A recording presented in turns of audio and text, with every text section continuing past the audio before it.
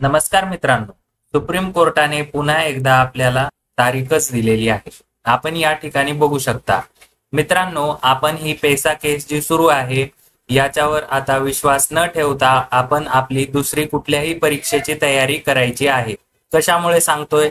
1 वर्ष झालं आपली सुप्रीम कोर्टामध्ये एकही हिअरिंग झालेली नाहीये.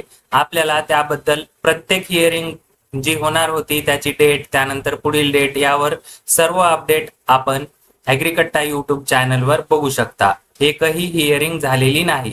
आता लवकरच आपली विधानसभेसाठी आचारसंहिता लागू होण्याची शक्यता आहे.